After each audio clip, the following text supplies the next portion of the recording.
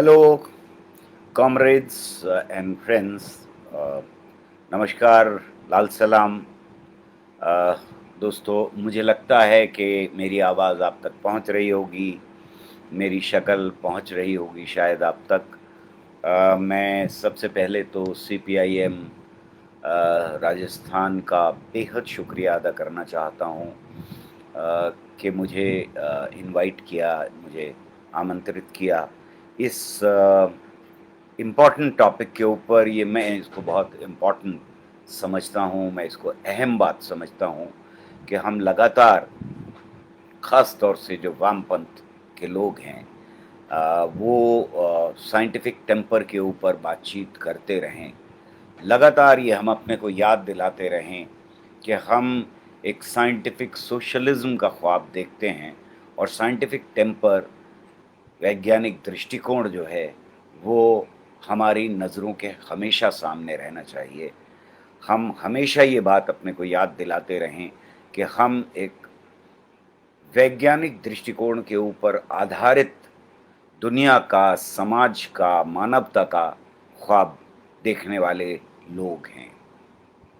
और इसलिए हर दौर में इसके ऊपर बातचीत करना, इसके ऊपर बहस करना, इसको समझने की कोशिश करना, ये सब कुछ हमारे लिए बहुत ज़रूरी हो जाता है, ताकि हम जो वैनगार्ड हैं, जो अगवा कतारों में खड़े हैं इनकलाब लाने की, न सिर्फ़ ये कि एक देश में बल्कि दुनिया भर में, वो उस इनकलाब की कल्पना हमारे वर्किंग क्लास कर सकें, हमारे किसान कर सकें, हमारे मज़दूर कर सकें, जिस दुनिया का हम ख्वाब देखते हैं, जो दुनिया वैज्ञानिक दृष्टिकोण पर आधारित है, जो वैज्ञानिक सोच रखती है, जो हर कदम पर एक बदलाव की बात करती है, जो एक बेहतर समाज का बदलाव है, एक बेहतर इंसानियत का बदलाव है, एक बेहतर ऐसा बदलाव है जो एक्सप्लॉयटेशन को,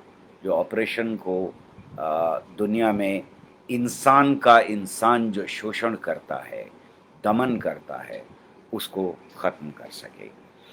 अगर हम वैज्ञानिक दृष्टिकोण की बात करें और ख़ास तौर से आज के दौर में बात करें, जब कोरोना वायरस ने पूरी दुनिया को अपनी गिरफ्त में ले लिया है, अपनी जकड़ में ले लिया है, तो ऐसे मौके के ऊपर फिर हमको एक बार सोचने की ज़रूरत है कि जो आने वाला समाज है, जिसे हम पोस्ट कोरोना समाज कहते हैं, या जिसको हम कहते हैं कि कोरोना ख़त्म होने के बाद या कोरोना अगर चलता रहे, तो इसमें दमन की चक्की का के पार्ट जो हैं, वो कहीं ज़्यादा मज़दूरों और किसानों को पीसने के लिए तैयार हैं आज के वक़्त में। आज के वक़्त में जो फ़ासीवादी ताकतें हैं और ख़ास तौर से हमारे देश के अंदर जो फ़ासीवादी ताकतें हैं, उन्होंने इसको एक अपॉर्च्युनिटी की तरह से देखा है। ये उनके लिए एक मौका है, फ़ैशिज़्म का जो एक्सपेरिमेंट है, उसको तेज़ी से अवाम के ऊपर, जनता के ऊपर, मज़दूरों के ऊपर, किसानों के ऊपर, गरीबों के ऊपर वो लाद सकें ज़्यादा से ज़्यादा। अगर पूरी तरह से फ़ासीवाद को वो ना भी थोप पाएँ पूरे मुल्क के ऊपर, तो कम से कम उसमें जो एलिमेंट्स होते हैं, जो उसके आयाम हैं अलग-अलग, उनको इस बीच में ज़्यादा से ज़्यादा एक्सपेरिमेंट करके, तजुर्बा करके अपने को तैयार कर सकें पूरी तरह से देश में और दुनिया के और हिस्सों में फ़ासीवाद लाने के लिए।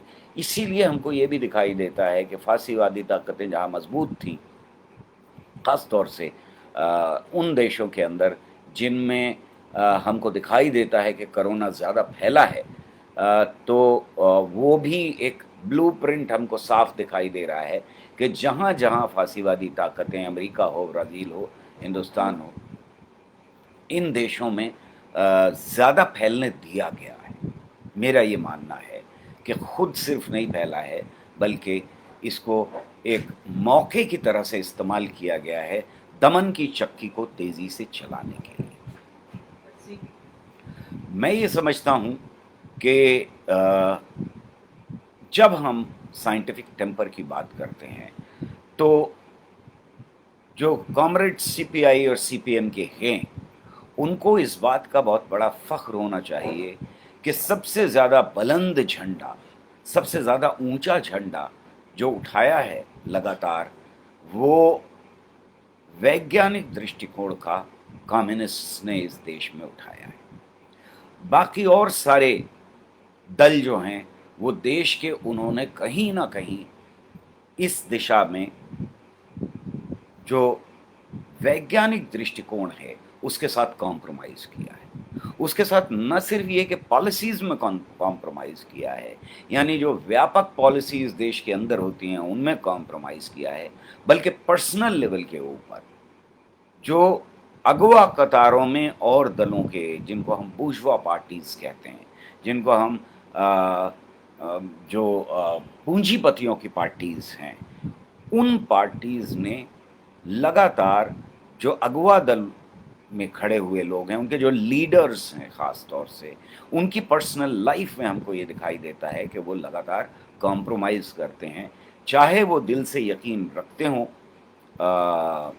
साइंटिफिक टेम्पर में, वैज्ञानिक दृष्टिकोण में, या ना रखते हों। ऐसे बहुत सारे मेंबर्स हैं पार्टी के, जो शायद हमें दिखाई देता है लगातार वो हमला करते हैं वैज्ञानिक दृष्टिकोण के ऊपर। मैं बात इस तरह से शुरू करना चाहता हूँ कि वैज्ञानिक दृष्टिकोण असल में किस तरह से हम उसे देख सकते हैं, वो असल में है क्या? वैज्ञानिक दृष्टिकोण या साइंटिफिक टेम्पर की जब हम बात करते हैं तो हमें पंडित जवाहरलाल नेहरू की बात करनी पड़ती है, जो ज़रूरी हो जाती है, क्योंकि ये जो फ्रेज़ है, ये जो साइंटिफिक टेम्पर की बात है, इसकी बहस तो बहुत पुरानी है, लेकिन साइंटिफिक टेम्पर का जब लफ्ज़ की हम बात करते हैं, तो फिर हमको नेहरू की बात करनी पड़ती है, इसलिए कि ये लफ्ज़ सबसे पहले हिंदुस्तान में अगर किसी किताब में हमें दिखाई देता है, तो उनकी किताब है, जो डिस्कवरी ऑफ इंडिया के नाम से छापी गई थी 1946 में। उसमें 10-15 पेज हैं, जो उन्होंने साइंटिफिक टेम्पर के बारे में जिसमें बात की है। तो हमें ये दिखाई देता है कि वो जो डेफ़िनिशन दे रहे हैं, उसको एक बार परखने की कोशिश करें। नेहरू ने जो लिखा है, उसमें वो कहते हैं कि वैज्ञानिक दृष्टिकोण एक आज़ाद मनुष्य का दृष्टिकोण होता है। एक जगह वो ये बात कह रहे हैं। यानी अगर अंग्रेज़ी में उनको दोहराया जाए तो scientific temper is temper of a free man, आज़ाद मनुष्य का। अब आज़ादी किन चीज़ों से, इसके ऊपर मैं आऊँगा, नेहरू के अल्फाज़ में ही आऊँगा। लेकिन उससे पहले एक और चीज़ उन्होंने कही है कि देश को जो आगे आने वाले वक़्तों में तरक्की करनी है, उसका आधार साइंटिफिक टेम्पर होना पड़ेगा। ये बात उन्होंने एक जगह कही, और उस जगह ये भी कहा है कि साइंटिफिक टेम्पर असल में अ, जो कुछ साइंस लैबोरेटरीज़ में परखने के तरीके, टेस्ट करने के तरीके, सच्चाई जानने के तरीके, ट्रूथ जिसे अंग्रेज़ी में कहते हैं, उसको परखने के जो तरीके लैबोरेटरीज़ में, कार्यशालाओं में, साइंटिफिक कार्यशालाओं में जो विकसित किए जाते हैं, वो तरीके जब हम ज़िंदगी में लाते हैं अपनी, तो उनको हम वैज्ञानिक दृष्टिकोण कहते हैं। यानी उस चारदीवारी से साइंस के तरीके बाहर निकल कर के समाज की जो प्रॉब्लम्स हैं, सामाजिक ढांचे की जो प्रॉब्लम हैं, एक आम इंसान की ज़िंदगी के साथ जो प्रॉब्लम्स हैं, उन सारी प्रॉब्लम्स को अगर उन तरीकों पर परखा जाए, जो साइंस ने, विज्ञान में विकसित किए हैं, तो उसे हम कहेंगे कि वो समाज जो है, वो साइंस से लैस है, वो वैज्ञानिक दृष्टिकोण उसके अंदर आ गया है। इससे आगे बढ़ते हैं, जैसा मैंने कहा कि फ्री मैन जब नेहरू कह रहे हैं, तो ये फ्री मैन क्या है? ये फ्री मैन कौन-सा मैन है? तो नेहरू लिखते हैं अपनी किताब में कि ये एक ऐसे दृष्टिकोण है, जो बिना डर के, बेहद हिम्मत के साथ चीज़ों को परखने की ताकत रखता है। लेकिन उसके साथ-साथ ये लगातार अपना क्रिटिसिज़्म, अपनी आलोचना भी करता है। तो सिर्फ़ हिम्मत नहीं है। वैज्ञानिक दृष्टिकोण का मतलब सिर्फ़ हिम्मत करना नहीं है, बल्कि साथ-साथ अपनी आलोचना लगातार करते रहना, ये वैज्ञानिक दृष्टिकोण का हिस्सा है। वैज्ञानिक दृष्टिकोण वो दृष्टिकोण है जिससे कि हम अगर नए डेटा, अगर नए आंकड़े, नया सच हमारे सामने आ रहा है, तो हम पुरानी मान्यताओं को छोड़ने के लिए हिम्मत रखते हों, ताकत रखते हों और ये कह सकें समाज के अंदर कि पुरानी मान्यताओं को छोड़ने के लिए हम तैयार हैं। ये है दूसरी बात वैज्ञानिक दृष्टिकोण की। और वैज्ञानिक दृष्टिकोण की तीसरी ख़ास बात ये है कि ये दिमाग की, यानी हमारी सोच की, हमारे तरीकों की एक ऐसी शैली है जिसमें कि हम डिसिप्लिन से बाहर नहीं जाते। यानी जो साइंटिफिक तौर पर वैज्ञानिक कसौटियां डेवलप हुई हैं, उनका इस्तेमाल करना, ये डिसिप्लिन के अंदर रहना बहुत ज़रूरी। यानी हम कोई भी बात कैसी भी कह दें और मान लें कि बस ठीक है। जैसे कहा जाता है ना कि वो गोलगप्पे खाओ तुम्हारा निवारण हो जाएगा, इसका जाप करो तुम्हारा निवारण हो जाएगा।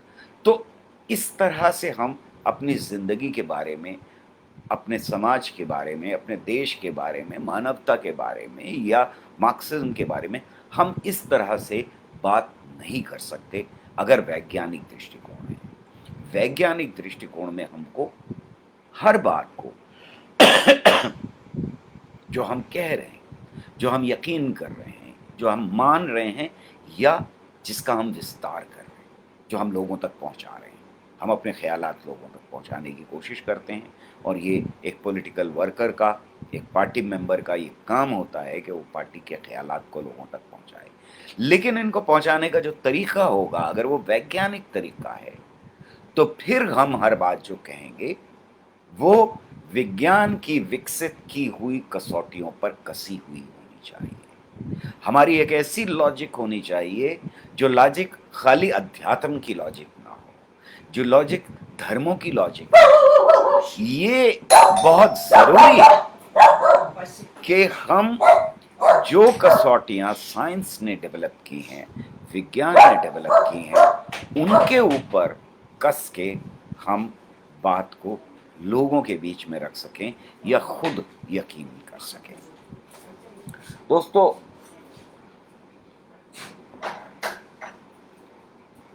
ये याद रखना चाहिए कि शुरुआती दौर में नेहरू हो या कांग्रेस पार्टी हो या उसके अंदर जो लोग थे बहुत सारे, वो हों, मेरा मानना यह है कि उनमें से बहुत सारे लोगों को नेहरू को यकीन था, शायद साइंटिफिक टेम्पर में, और उसका श्रेय जो जाता है वो लेफ्ट फोर्स को जाता है दुनिया की, जो उस वक़्त बहुत विकसित थी। रूस का इनकलाब का असर पूरी दुनिया के ऊपर था। सोवियत यूनियन ने एक ऐसा मॉडल प्रेजेंट किया था दुनिया के सामने, जो मॉडल उससे पहले इंसानियत ने कभी नहीं देखा, जिसमें हम अक्सर भूल जाते हैं। जब सोवियत यूनियन का क्रिटिसिज्म शुरू होता है तो बहुत सारी चीज़ें ऐसी भूल जाते हैं जो हमें याद रखने की ज़रूरत है और बार बार दोहराने की ज़रूरत है। दुनिया का पहला देश था जिस देश में औरत मर्द की बराबरी के ऊपर कोई विवाद ही नहीं हुआ।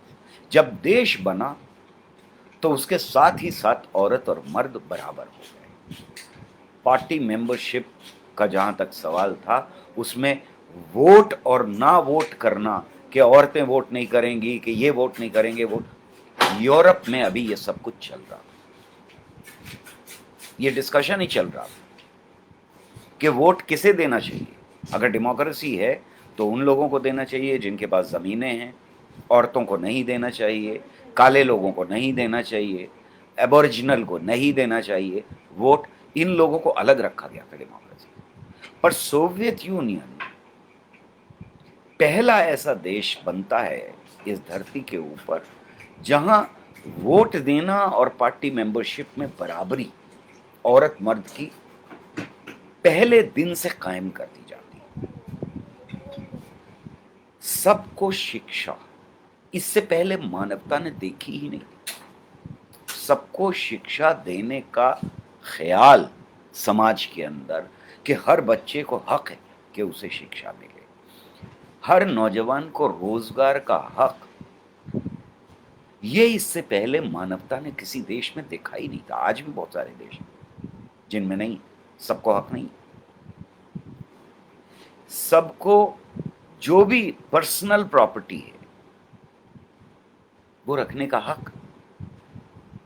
जब सार्वजनिक प्रॉपर्टी को इकट्ठा कर दिया गया, जब वो सार्वजनिक बना दी गई, तो जो पर्सनल प्रॉपर्टी थी उसकी बराबरी मर्दों में, औरतों में, हर जातियों में, इस देश के लोग, उस नस्ल के लोग, ये ख्याल इससे पहले दुनिया के किसी और देश में नहीं था, वहां मौजूद। जिस दिन कोई बच्चा अपने एजुकेशन तालीम पूरी करके बाहर निकलता था, उसके हाथ में एक नौकरी होती थी, यानी नौकरी का हर नौजवान को हक, इससे पहले दुनिया में कहीं नहीं। ये जो मॉडल था, ये साइंटिफिक सोच, दृष्टिकोण, यानी इंसान इंसान बराबर है, जो साइंटिफिक दृष्टिकोण की पहली सीढ़ी सामाजिक तौर पर, ये पहली बार सोवियत यूनियन में दुनिया ने देखी कि ऐसा किया जा सकता है, एक ऐसा देश बन सकता है जिसमें मानवता की ये मूल्य कि इंसान इंसान बराबर है, ये ढांचे का हिस्सा हो सकते हैं। ये सिर्फ सोच का हिस्सा नहीं, ये ढांचे का हिस्सा हो सकते हैं। ये एक अद्भुत बात है। नेहरू जैसे बहुत सारे लोग, और ख़ास तौर से कम्युनिस्ट इस देश के, जाहिर है कि वो तो अलग सोच रखते ही थे, लेकिन कांग्रेस पार्टी के अंदर भी बहुत सारे ऐसे लोग थे जो ये सोच रखते थे, और इसीलिए नेहरू ने साइंटिफिक टेम्पर की बात की। लेकिन ज़्यादातर पार्टी के अंदर के लोग ऐसे तो नहीं थे। ज़्यादातर पार्टी के अंदर तो वो लोग थे जो जाति, औरत मर्द की बराबरी, सबको शिक्षा, सबको काम, इन चीज़ों में विश्वास ही नहीं रखते थे, अपने घरों के अंदर नहीं रखते थे। सीपीआई हो या सीपीआई-एम हो, इसके मेंबर्स ज़्यादातर प्रैक्टिस करते रहे इन चीज़ों को, और जो लोग नहीं करते हैं उनकी आलोचना की जाती है पार्टी के अंदर। न सिर्फ ये, बल्कि की जानी चाहिए। अगर कोई प्रैक्टिस नहीं करता है औरत मर्द की बराबरी, तो की जानी चाहिए उसकी। वो पार्टी मेंबर अगर है तो उसे यकीन होना चाहिए कि उसका बेटा और बेटी बराबर हैं। उसको बीवी का और अपने बीच में ये अंतर नहीं करना चाहिए कि वो कुछ कम है और वो जायज़ लेके उसको आना चाहिए और शादी होनी चाहिए वगैरह वगैरह। ये सारी चीज़ें साइंटिफिक सोच का हिस्सा हैं। इस बदलाव में जब एक साइंटिफिक पॉलिसी रेजोल्यूशन पार्लियामेंट में पास किया गया, तो ये अद्भुत बात थी कि वो लोग जो वैज्ञानिक दृष्टिकोण में यकीन नहीं रखते थे, उसके बावजूद नेहरू की लीडरशिप में उन्होंने वो रेजोल्यूशन पास कर दिया। ये दुनिया का पहला साइंटिफिक पॉलिसी रेजोल्यूशन था, ये किसी और देश में पास नहीं किया गया। ये पूरा पढ़ा गया, हमारे एमपीज ने उसको पूरी तरह से सपोर्ट किया और आलोचना की नेहरू की कि आपको ये रेजोल्यूशन पहले लेकर के आना चाहिए था, आपने देर लगाई है इसको लाने में। यानी 1958 की मैं बात कर रहा हूं। और अगर हम देखें तो जो कम्युनिस्ट पार्टी के मेंबर्स थे, उन्होंने साइंटिफिक दृष्टिकोण को बहुत सीरियसली लिया। खास तौर से अगर मैं बात करूं तो केरल के अंदर जो एक्सपेरिमेंट किया गया, साइंटिफिक दृष्टिकोण को लेकर के, वो केएसएसपी की फॉर्म में हमको एक बड़ा बदलाव केरल में लाता हुआ दिखाई देता है। सिर्फ वही नहीं, धीरे-धीरे वहाँ से ये एक्सपेरिमेंट बाहर निकला।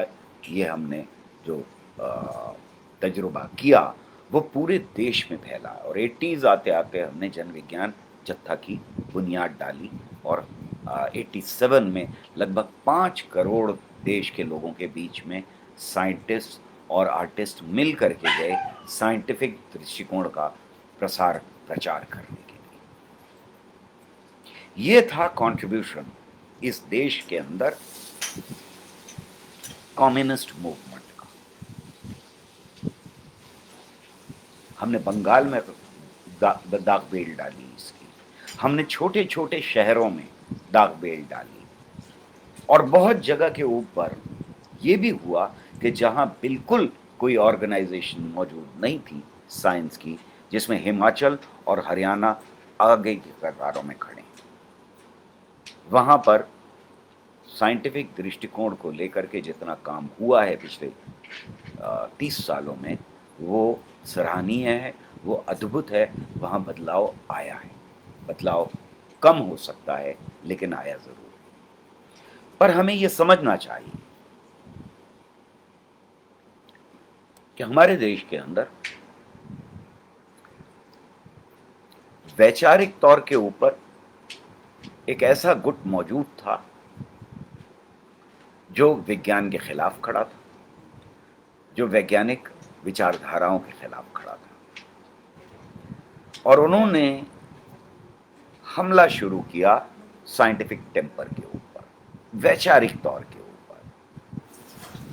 मैं समझता हूं कि उनमें से कुछ लोगों के नाम अगर लिए जाएं तो बुरा नहीं रहेगा। आशीष नंदी वगैरह लोग थे जिन्होंने ये कहा कि साइंस तो अपने अंदर ही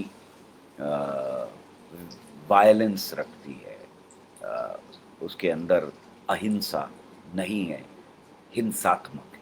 ये एक डिस्कशन शुरू किया 70s के अंदर। ये पहला हमला था वैचारिक तौर के ऊपर साइंटिफिक टेम्पर के ऊपर।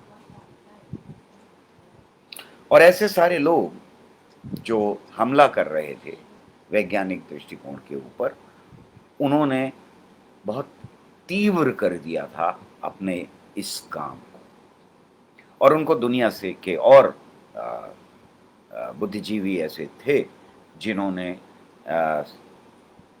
सोशलिज्म के ऊपर, कम्युनिज्म के ऊपर और साइंटिफिक दृष्टिकोण के ऊपर मिला करके हमला किया।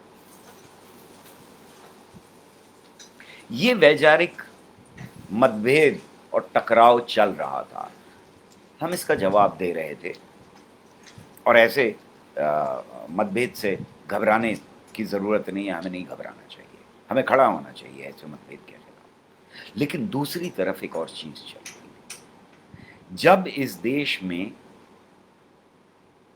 कम्युनिस्ट और जो लोग लेफ्ट विचारधारा के थे, जो प्रोग्रेसिव सोच रखते थे, वो हो सकता है पार्टी मेंबर ना हो, लेकिन साइंटिस्ट का एक बहुत बड़ा ग्रुप था जो साइंटिफिक टेम्पर की बात कर रहा था हमारे देश के। Department of science and technology वगैरह वगैरह CSIR बन चुके थे, और इनमें भी जो नेहरू की अगुवाई में बहुत सारे ढांचे तैयार किए जा रहे थे, वो विज्ञान का और वैज्ञानिक दृष्टिकोण का प्रसार प्रचार करने की कोशिशों में लगे थे। ये सब कुछ एक तरफ हो रहा था, पर दूसरी तरफ कुछ और भी हो रहा था। और दूसरी तरफ ये हो रहा था कि वो लोग जो धर्म के नाम के ऊपर देश में सदियों से अंधविश्वास फैलाते रहे, और अंधविश्वास फैला करके अपनी दुकानें चलाते रहे, उनको एक नए मार्केट की तलाश थी। एक ऐसा मार्केट जहां अंधविश्वास फैला करके और पैसा इकट्ठा किया जा सके। और ये हमें दिखाई देता है इंदिरा गांधी के ज़माने से। जो ट्रेंड शुरू होता है तो बाबाओं का उदय शुरू होता इस मुल्क। 70s और 80s, 70 का दशक, 80 का दशक, जब हमारी एक्टिविटीज़ के लिए यानी साइंटिफिक दृष्टिकोण फैलाने के लिए बहुत इम्पोर्टेंट था, यही पीरियड है जब बाबाओं का उदय हो रहा है। दूरदर्शन रामायण, महाभारत वगैरह को ऐसे प्रेज़ेंट करता है जैसे वो एपिक ना हो करके कुछ बहुत ज़्यादा धार्मिक चीज़ें हों। एक तरफ ये हो रहा है और दूसरी तरफ समाज के अंदर नए-नए बाबा उभर रहे हैं। ख़ास तौर से नॉर्थ इंडिया में तरह-तरह की धर्म के नाम पर नई-नई चीज़ें उभर रही हैं, आ रही हैं, समाज में दिखाई दे रही हैं। जागरण एकदम से बहुत बढ़ जाता है। सिर्फ यही नहीं, अखंड पाठ शुरू होते हैं और अखंड पाठ यहाँ तक पहुँच जाता है कि अगर जिन लोगों ने उस पीरियड में देखा होगा, 70s और 80s का पीरियड जो है, कि जवाबी जागरण होने लगते हैं। तो एक तरफ धर्म को दोबारा से नई शक्ल दे करके रिसरेक्ट किया जा रहा है और दूसरी तरफ बाबा जो उभर रहे हैं, वो नई फैक्ट्रीज़ बना रहे हैं। मैं ये समझता हूँ कि जब हमारे जैसे लोग अनुसंधान बनाने में लगे थे, साइंस करने में लगे थे, लोगों तक साइंस पहुँचाने में लगे थे, तब ये बाबा नई तरह की फैक्ट्रीज़ बना रहे हैं। और इन फैक्ट्रीज़ में जो उत्पादन था, वो हो रहा था अंधविश्वास का। अंधविश्वास के नए-नए प्रोडक्ट नई-नई तरह से बना करके लोगों के बीच में बेचे जा रहे थे। इनका जो उदय है, वो हमें साथ में दिखाई देता है कि उसका नेक्सस धीरे-धीरे बन रहा है राजनेताओं के साथ और पैसे के साथ। प्रॉपर्टीज़ के ऊपर कब्ज़ा करते हैं ये बाबा देश के अंदर। एक लूट का माहौल पैदा होता है। हज़ारों लाखों की भीड़ के बीच में ये पैसे इकट्ठा करते हैं। यहाँ बहुत सारा काला धन इकट्ठा होता है और ये बाबा धीरे-धीरे बेहद ताकतवर बन जाते हैं और इनके सर के ऊपर हाथ है राजनेताओं का, पॉलिटिकल पार्टीज़ के राजनेताओं का और सिवाय कम्युनिस्ट पार्टीज़ के। याद रखना चाहिए कि सिवाय कम्युनिस्ट पार्टीज़ के कोई भी पार्टी ऐसी नहीं दिखाई देती जो इन बाबाओं के असर से अछूती है। एक तरफ इन बाबाओं का सर पे हाथ है पॉलिटिकल लीडर्स के और दूसरी तरफ से पॉलिटिकल लीडर्स का इनके सर के ऊपर हाथ है। और इनकी ताकत धीरे-धीरे इतनी बढ़ जाती है कि ये हज़ारों हज़ार करोड़ रुपए इकट्ठा करते हैं। याद रहे कि ये मंदिरों से, मस्जिदों से, गुरुद्वारों से या गिरजाघरों से बाहर हैं। ये उनका हिस्सा नहीं है। जो ट्रेडिशनल मंदिर हैं, उनका ये हिस्सा नहीं है। जो ट्रेडिशनल दरगाहें हैं, मस्जिदें हैं, ये उनका हिस्सा नहीं है। ये एक बड़ा बदलाव है। ये उससे बाहर धर्म का इस्तेमाल करके, राजनीति का इस्तेमाल करके, पैसे का इस्तेमाल करके ताकत बढ़ाने वाले फैक्ट्रीज़ हैं। और इन फैक्ट्रीज़ का लगातार प्रोडक्ट्स जो है, मैं फिर रिपीट कर रहा हूँ अपने को, वो प्रोडक्ट है तरह-तरह के अंधविश्वास पैदा करना। लोगों को ये बताना कि खीर खाओगे तो तुम्हारा निवारण हो जाएगा। तुम यहाँ चले जाओ एक बार, तो वहाँ की यात्रा करके वापस लौटोगे तो निवारण हो जाएगा। लौकी खा लोगे, उसका रोज़ जूस पियोगे, उससे सब कुछ ठीक हो जाएगा। ऐसे करके हाथ चलाते रहोगे, उससे सब कुछ ठीक हो जाएगा। ये नए-नए अंधविश्वास हमारे देश के अंदर पैदा करने वाले बाबा हैं, जो फैक्ट्रीज़ बना ली हैं और इनका टर्नओवर जो है, वो हज़ारों हज़ार करोड़ है। इनमें से अगर आज के दौर में देखें तो कोई आपको सिखा रहा होगा वे ऑफ लाइफ, वही बताने में लग जाएंगे कि कैसे लाइफ गुजारनी। अरे जैसे हमें नहीं पता भाई कि ज़िंदगी कैसे गुजरती है, एक मज़दूर से पूछो ना कैसे ज़िंदगी गुजरती है, एक किसान से जाकर के पूछो ना कैसे ज़िंदगी गुजरती है। तुम ज़िंदगी बताने में लगे हुए हो कि टाटास के घर में कैसे ज़िंदगी गुजरती है या उन्हें गुजारनी चाहिए, या बिरलास के घर में कैसे ज़िंदगी गुजारनी चाहिए, ये पैसे वालों के घर में जिनकी जेब में पैसा है, या राजनेताओं को कैसे। अरे जाओ ना गांव में, बताओ ना लोगों को कि कैसे ज़िंदगी गुजारनी चाहिए, वो मुंह तोड़ जवाब देंगे तुम्हें कि आओ एक बार हल चला करके देखो, आओ एक बार टर्निंग मशीन चला करके देखो, ऐसे भी गुजरती है ज़िंदगी। जब मोबिल के डिब्बे में कोई घर से रोटी लेकर के आता है और उसको आधे घंटे का टाइम भी नहीं मिलता है फैक्ट्री के अंदर, वैसे गुजरती है ज़िंदगी। ये बाबा जो लोगों को ये बता रहे थे कि योगा करो, सांस ऊपर खींचो, सांस नीचे लाओ, वगैरह वगैरह, ये नए तरह से चीज़ें बना रहे थे। और क्योंकि इनके पीछे जनता का एक हिस्सा था और इनके पास पैसे की ताकत बहुत ज़्यादा जमा हो गई थी, इसलिए राजनेताओं को इनके बीच में होना ही था।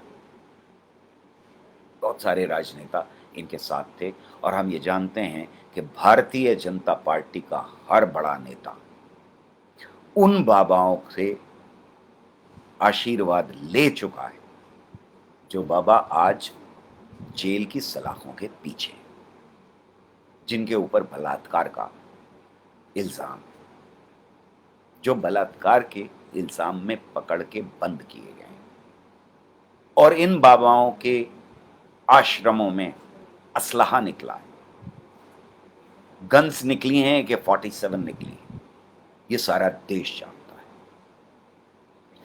ये जो पीरियड है, इस पीरियड में हम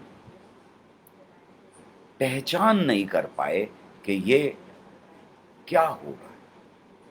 हम जो अपने काम में लगे हुए, हम जो मजदूरों किसानों को लामबंद कर रहे थे, हम जो कोशिश कर रहे थे कि आम जनता के बीच में जाकर के भारत ज्ञान विज्ञान समिति की हो या भारत ज्ञान विज्ञान जत्था हो या जो देश भर की साइंस की ऑर्गेनाइजेशन थी, वो जब जनता के बीच में जाकर के अपना काम करने की कोशिश कर रही थी, तो कहीं ये दीमक की तरह से वैज्ञानिक विचारधारा को, वैज्ञानिक दृष्टिकोण को देश के चाट रहे।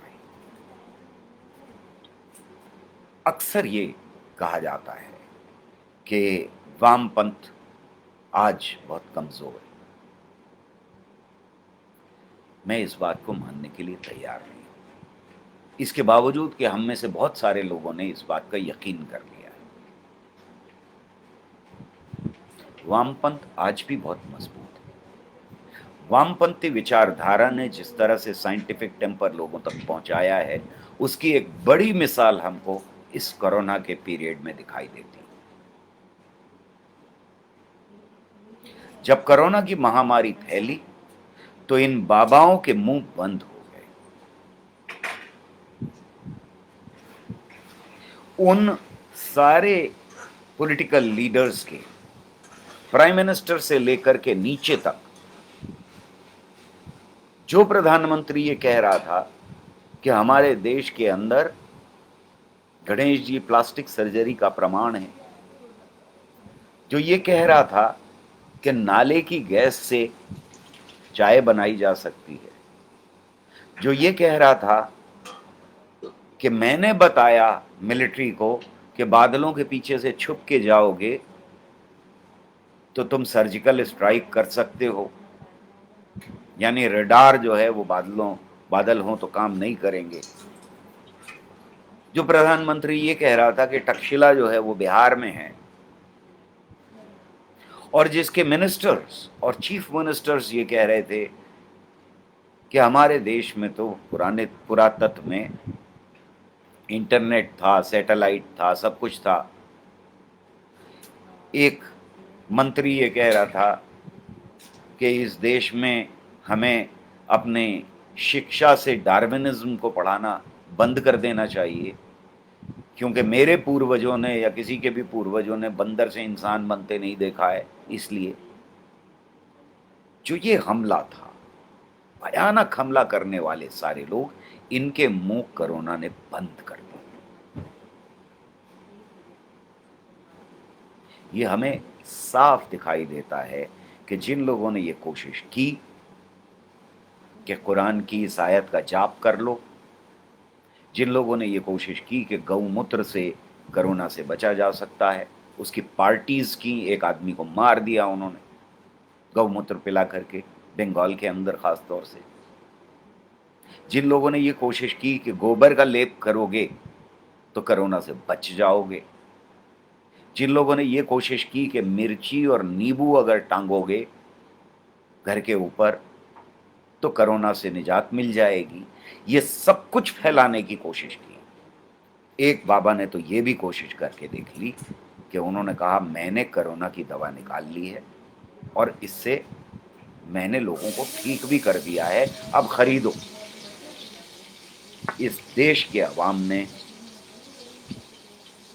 इन सब की बातों को नकार दिया। इस देश के अवाम ने, इस देश की जनता ने सिर्फ और सिर्फ इस बीच में जो दुनिया भर की साइंटिफिक इंफॉर्मेशन डेवलप हुई थी, जो पैदा की गई थी इस बीच में, उसको अपनाया। आज इस देश के किसी भी कोने में चले जाइए आप, वो घर हो या दुकानदार हो या रेडी वाला हो, वो नींबू और मिर्च टांग के नहीं बैठा है,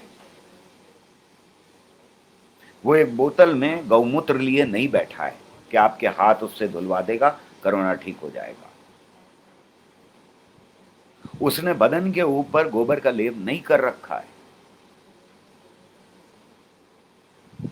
क्या किया है उसने?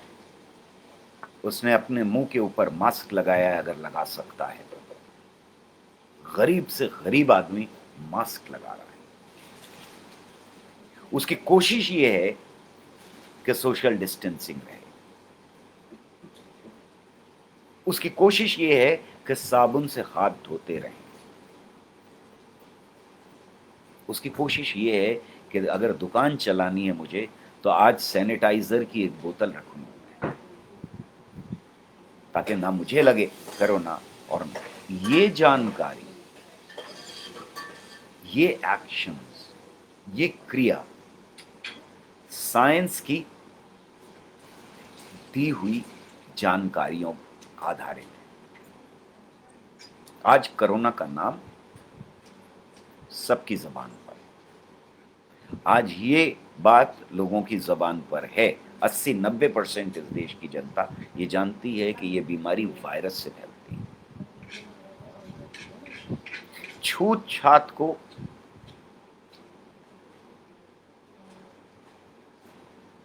गौमूत्र को, इन सारी चीजों को हमारे देश की जनता ने, हमारे देश के मजदूर ने, हमारे देश के किसान ने रिजेक्ट किया है। हमारे देश की जनता ने एक्सेप्ट किया है इस बात को, पहली बार इतिहास के अंदर, कि सारे के सारे मंदिर, मस्जिद, गुरुद्वारे, ये वो बंद रखे जाएंगे। धार्मिक एक्टिविटीज को इस तरह से इंसानियत ने कभी बंद नहीं किया। इंसान की पिछले 4000 साल की हिस्ट्री में कभी भी धार्मिक स्थल इस तरह से बंद नहीं किए गए। लोगों ने धर्म को समेट के घर के अंदर रखा और वैज्ञानिक जानकारी के आधार के ऊपर जो कुछ कोरोना से बचने के लिए करना चाहिए था वो सब कुछ किया। बाबाओं के मुंह इस बीच में बिल्कुल बंद रहे।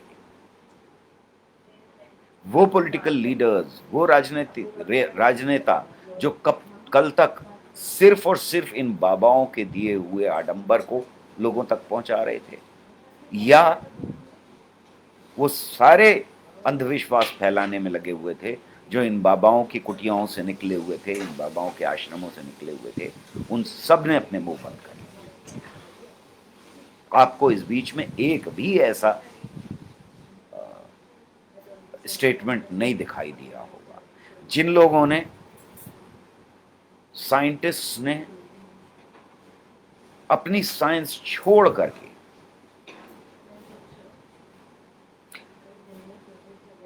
एंटी साइंस, गैर साइंस बात करने की कोशिश की, उनके खिलाफ साइंटिफिक कम्युनिटी पहली बार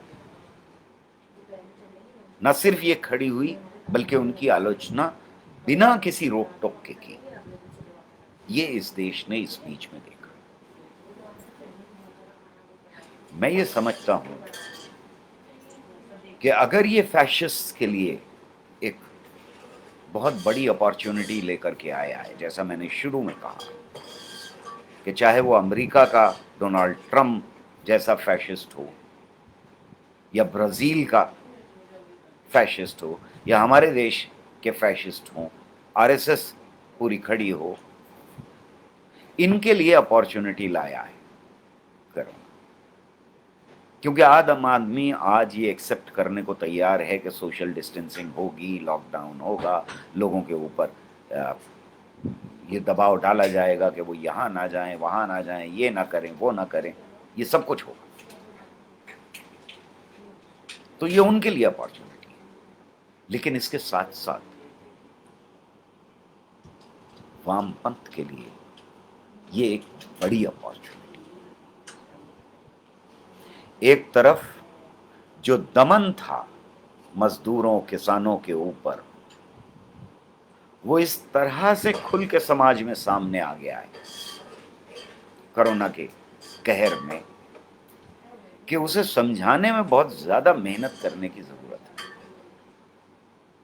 हमें ये साफ दिखाई दे रहा है कि 70 सालों में जो मजदूर गांव से खदेड़ करके शहरों में लाया गया था और उसके खून पसीने से शहरों को डेवलप किया गया था, फैक्ट्रीज बनाई गई थी और पूंजीपतियों की झोलियां भरी गई थी 70 साल तक। कोरोना की आफत आने के बाद इस देश के पूंजीपति ने, इस देश की सरकारों ने उससे ये कहा कि आज के बाद हमारी कोई जिम्मेदारी नहीं है तुम्हारी जिंदगी की, क्योंकि फैक्ट्री बंद हो गई, अब हम तुम्हारी कोई जिम्मेदारी नहीं। वापस जाओ वहीं जहां भुखमरी थी, जिस भुखमरी को छोड़ करके, जिस भुखमरी की वजह से तुम शहरों की तरफ खदेड़े गए थे। हमने गांव का बुरा हाल किया था ताकि शहरों में चीप लेबर हमें मिल सके और हमारे खजानों को भर सके।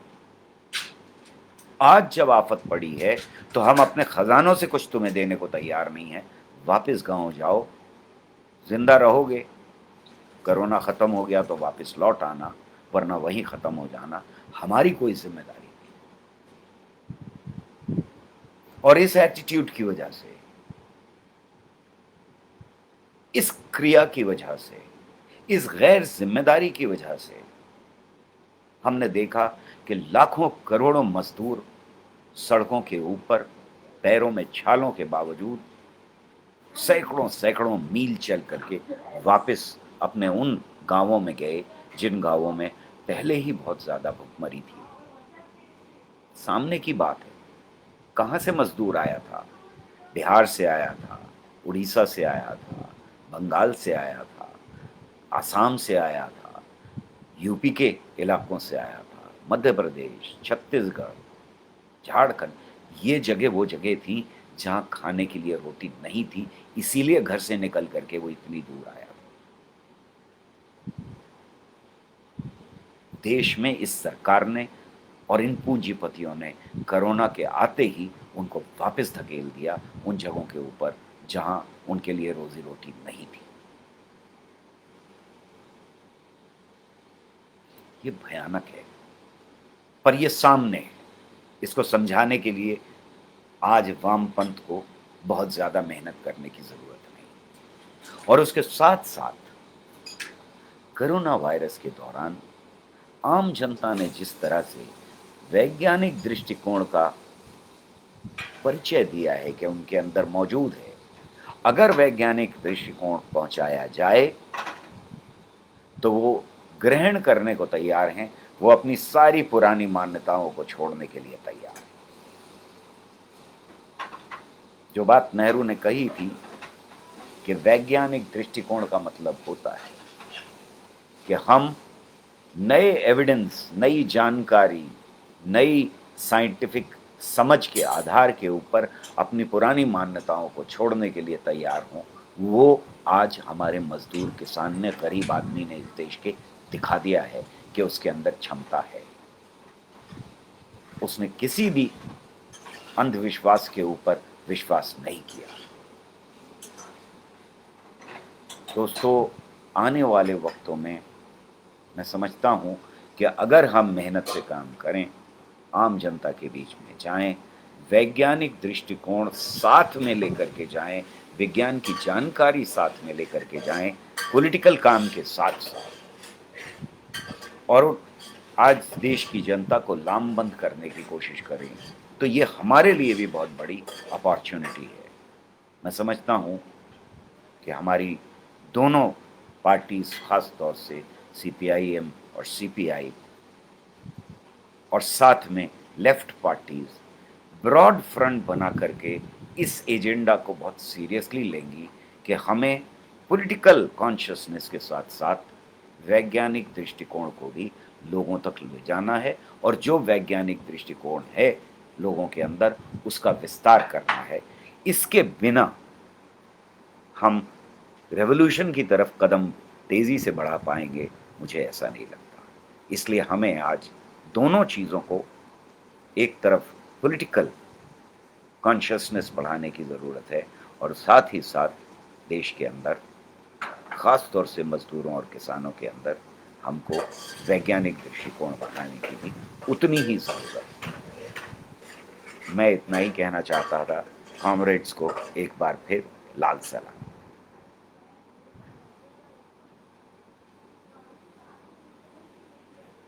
कुछ सवाल आए हैं, कुछ कमेंट्स आए हैं। बाबा जी हैं, उनका क्या होगा?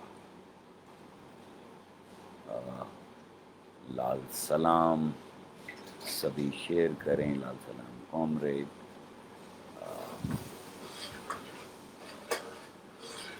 पार्लियामेंट में बहुत बाबा जी हैं, वो पाखंड। जी, मैं बिल्कुल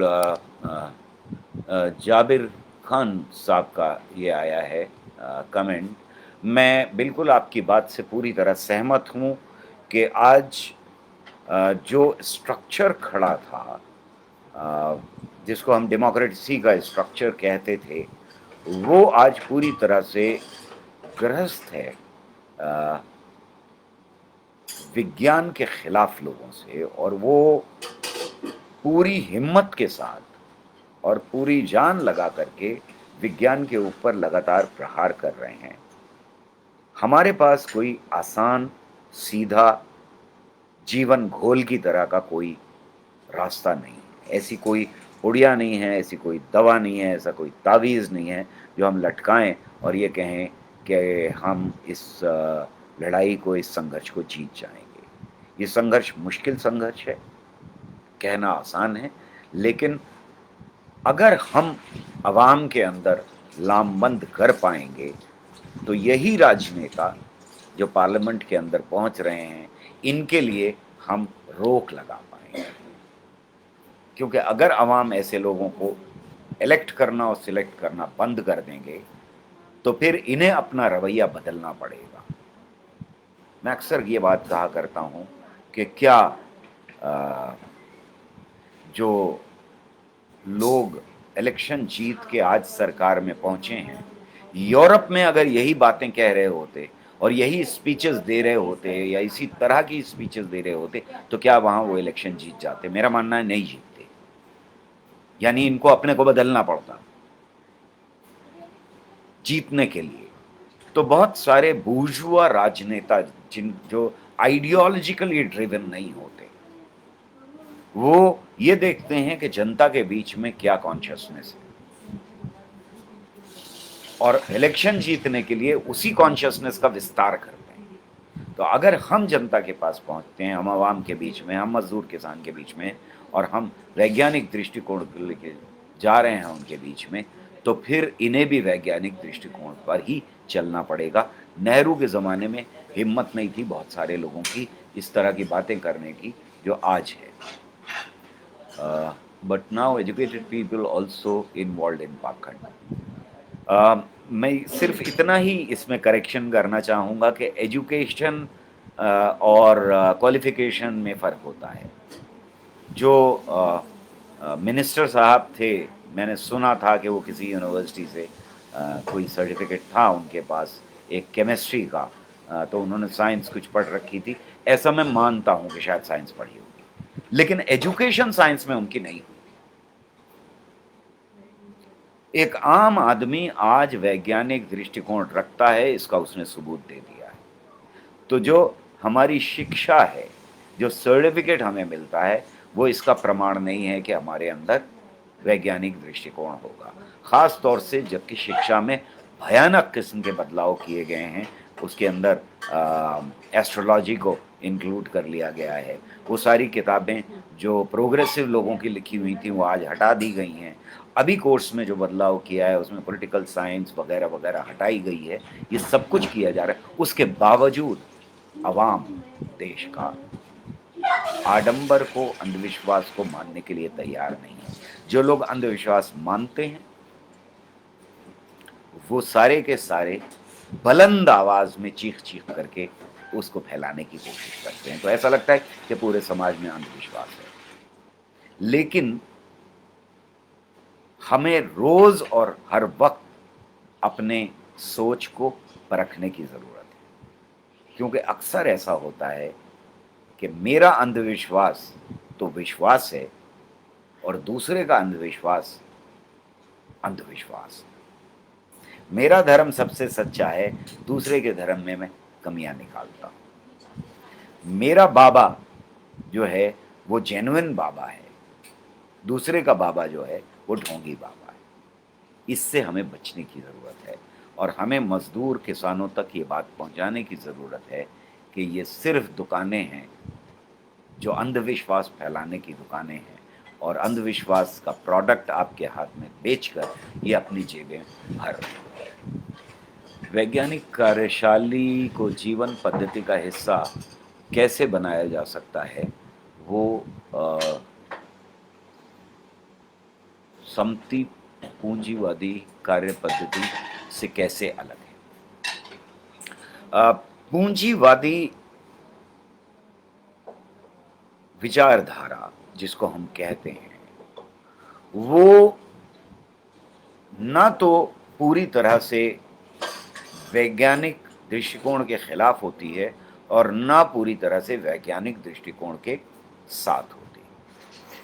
पूंजीवादी विचारधारा में अगर हम उसको डिफाइन करें तो उसका अल्टीमेट गोल, आखिरी लक्ष्य जो है, वो पूंजी का विस्तार है, पूंजी का एकत्रित करना है और साथ में प्रॉफिट कमाना है, मुनाफा। तो अगर उसको किसी देश के अंदर वैज्ञानिक दृष्टिकोण फैला करके मुनाफा मिल रहा है, तो वो वैज्ञानिक दृष्टिकोण फैलाएंगे। और अगर उसको वैज्ञानिक दृष्टिकोण के खिलाफ ताकतों को मजबूत करके मुनाफा मिल रहा है, तो वो वही करेंगे, जो हमें लगातार अलग अलग देशों में दिखाई देता है। सऊदी अरब, जो बहुत सारी अंधविश्वासों का देश जिसे मैं मानता हूँ, उस देश के सबसे अच्छे ताल्लुकात अगर कहीं दुनिया में हैं तो अमेरिकी साम्राज्य के साथ। हमारे देश में जिस तरह से अंधविश्वास बढ़ा है, जो दिखाई देता है हमको बढ़ता हुआ राजनेताओं के अंदर और पॉलिटिकल पार्टीज़ के अंदर, और पॉलिटिकल पार्टीज़ में भी पढ़े लिखे लोगों को अगर आप झुनझुना करके देखें तो उनके अंदर भी नीचे जिसे कहते हैं कि निक्कर दिखाई देगी। तो उसी के साथ साथ हम अमेरिका के करीब गए। तो पूंजीवादी विचारधारा के बारे में ये नहीं कहा जा सकता कि वो या तो खिलाफ खड़ी है और या फेवर में खड़ी है, ऐसा नहीं। जहाँ प्रॉफ़िट उन्हें ज़्यादा मिलेगा, अगर एक मल्टीनेशनल को एंटी साइंस चीज़ें फैला करके मुनाफ़ा ज़्यादा मिल रहा है, तो वो साइंस के खिलाफ चीज़ें फैलाएगी।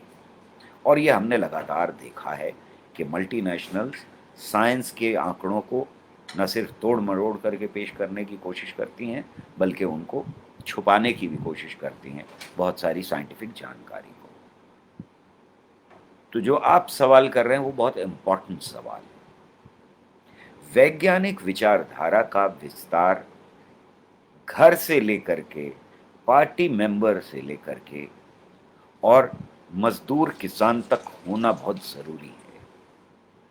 जब तक ये विचारधारा सामाजिक सोच में बदलाव नहीं लाएगी, तब तक फ़ैशिज़्म का खतरा, मल्टीनेशनल्स के हमले का खतरा, जो आर्थिक लेवल के ऊपर हो रहा है, या फिर सीधे इम्पीरियलिज़्म का खतरा हमारे ऊपर कहीं ज़्यादा बढ़ जाता है। जिन देशों के अंदर, वो पाकिस्तान लें, बांग्लादेश लें, हम श्रीलंका लें, नेपाल लें, ये हमारे पड़ोस के देश हैं।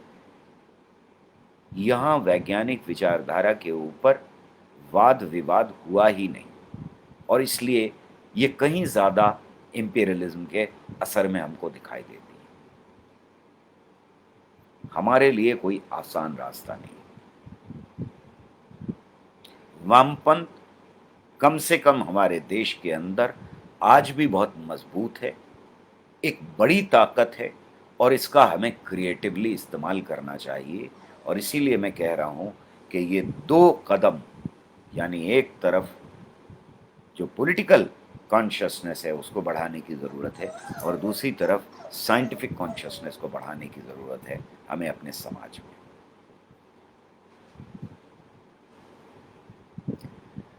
इनकलाब जिंदाबाद लिखा है किशन साहब ने, लाल सलाम फ्रॉम केरला। मैं सारे दोस्तों का बहुत बहुत शुक्रगुजार हूँ कि मुझे इतना वक्त दिया गया आपसे बातचीत करने का। फासीवाद और मनुवादी ताकतें गैर वैज्ञानिक, मनुवाद तो है ही, आप बिल्कुल सही कह रहे हैं। मनुवाद वैज्ञानिक विचारधारा के खिलाफ तो होना ही है।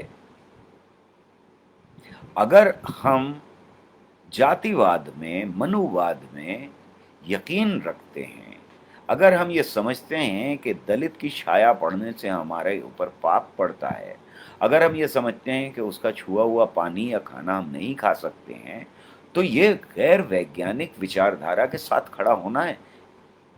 ये वैज्ञानिक दृष्टिकोण के ऊपर हर रोज़, हर वक्त, दिन भर वो आदमी हमला कर रहा है जो मनुवाद में यकीन रखता है।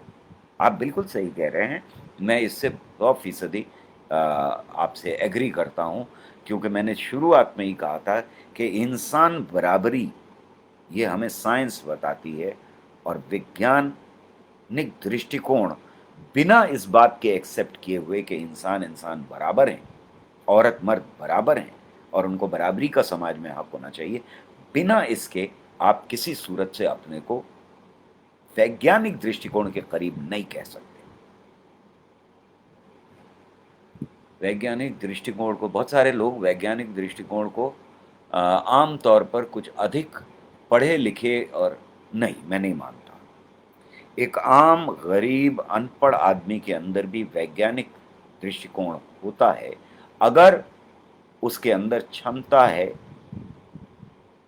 तर्क इस्तेमाल करके पुरानी मान्यताओं को छोड़ने की, अगर उसके अंदर ये हिम्मत है कि वो नए फैक्ट्स कलेक्ट कर सके, नई जानकारी कलेक्ट कर सके। हो सकता है कि उसके पास जानकारी की कमी हो सकता है उसने वो किताबें ना पढ़ी हों जो मैंने पढ़ी हैं या आपने पढ़ी हैं, पर उसके अंदर उस बैंड में जितनी उसकी जानकारी है, उस बैंड के अंदर उसका दृष्टिकोण वैज्ञानिक हो सकता है। अगर उसके पास और जानकारी पहुंचे, जो हमारी जिम्मेदारी है, जो आपकी जिम्मेदारी है, एज अ कम्युनिस्ट आपकी जिम्मेदारी है, as a communist party member आपकी जिम्मेदारी है, as a person who is scientifically tempered आपकी ज़िम्मेदारी है कि उसकी जानकारी को आप बढ़ाएँ। क्योंकि उसके पास वैज्ञानिक दृष्टिकोण तो ज़रूर है, जानकारी की कमी हो सकती है। ये जानकारी बढ़ा सकती है और यही हमारे मज़दूर किसान ने दिखाया है कि वैज्ञानिक दृष्टिकोण तो है, जानकारी की कमी है। जब उसे वायरस के बारे में बताया गया, जब उसे ये बताया गया कि ये वायरस एक से दूसरे में कैसे जाता है, तो उसने फिर सोशल डिस्टेंसिंग को भी एक्सेप्ट किया, उसने फिर मास्क को भी एक्सेप्ट किया, उसने हाथ धोने को भी एक्सेप्ट किया। मैं ये समझता हूँ कि हमको यही जानकारी ज़्यादा से ज़्यादा हमारा समाज कैसे काम करता है, ये सामाजिक ढांचे किस तरह से उसके ऊपर दमन करते हैं, ये जानकारी पहुंचाने की कहीं ज़्यादा ज़रूरत है।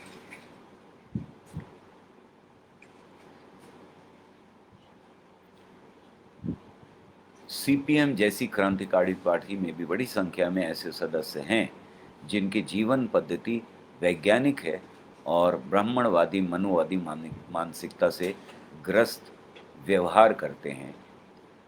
मैं ऐसे मेंबर्स को नहीं जानता जिनके बारे में आप बात कर रहे हैं। मैं समझता हूँ कि सीपीआई और सीपीएम के अंदर जो मेंबर्स हैं, जो पार्टी लीडर्स हैं, उनमें से ऑलमोस्ट हर एक जो है वो इंसान बराबरी की बात करता है, साइंटिफिक टेम्पर में यकीन रखता है और यकीन रखना चाहिए उसे, और इंसान की बराबरी और इनकलाब की एक सोच रखता है, एक ऐसी दुनिया का ख्वाब रखता है जहाँ पर इंसान बराबर होंगे, हर एक को उसका हक मिलेगा।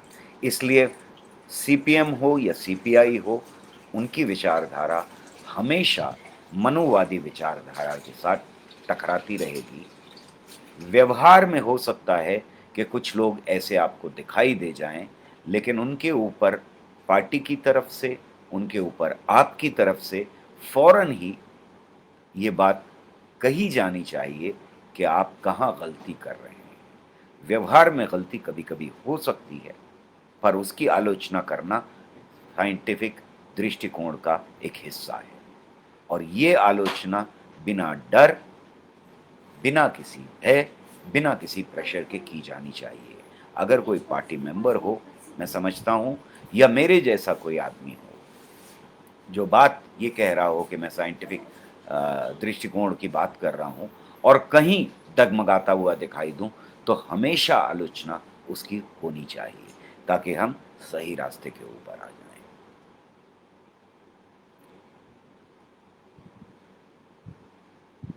अंधविश्वास और सामाजिक कुरीतियाँ सिर्फ़ और सिर्फ़ वैज्ञानिक तरीकों से ही स्थिति में कम किया जा सकता है। मैं आपसे A K. Patel, comrade A K. Patel से बिल्कुल एग्री करता हूँ इस बात को लेकर के कि उसका कोई आसान रास्ता नहीं है, हमको मुश्किल रास्ते पर ही चलना पड़ेगा। लोग कहते हैं कि भगवान को सब दिखता है, उसी मंदिर की सुरक्षा के लिए सीसीटीवी कैमरे लगाए जाते हैं। ये हमें साफ दिखाई देता है जगह-जगह और वहाँ पर जो पैसा पड़ता है, उसमें भी ताले में रखा जाता है और उसकी जो बड़ी हिफ़ाज़त की जाती है, ये सब कुछ तो दिखाई देता ही है। बात ये है कि हमको लगातार इसके ऊपर अ, वो सीआईटीयू हो, वो किसान सभा हो, वो डीवाईएफआई हो, वो एसएफआई हो, इनमें लगातार इन टॉपिक्स के ऊपर बार-बार डिस्कशन करने की ज़रूरत है। और मैं बार-बार इसलिए कह रहा हूँ कि जहाँ अंधविश्वास है, वहाँ से जो अटैक होता है, वो बार-बार होता है, उसमें रिपिटिशन बहुत ज़्यादा है। हम घर से बाहर निकलते हैं, सामने मंदिर दिखाई दे रहा होता है, कुछ ऐसी चीज़ें दिखाई दे रही, उसमें सेक्युलर वैल्यूज़ हमको समाज जो है वो सड़क के ऊपर नहीं दे रहा है, घर के अंदर नहीं दे रहा है, स्कूलों में नहीं दे रहा है, बाज़ारों में नहीं दे रहा है। तो लगातार रिलिजियस सिम्बल्स का एक बम्बार्डमेंट, एक कारपेट बॉम्बिंग हमारे ऊपर हो रही है। वहीं हमको जब सेक्युलर वैल्यूज़ की बात करते हैं हम, जब हम साइंटिफिक दृष्टिकोण की बात करते हैं, तो ऐसा माहौल बनाने की ज़रूरत है, सीटू के अंदर, एटक के अंदर, किसान सभा के अंदर माहौल बनाने की ज़रूरत है कि हम वैज्ञानिक दृष्टिकोण की तरफ अपने मेंबर्स को लगातार डिस्कशन के लिए प्रेरित करते रहें।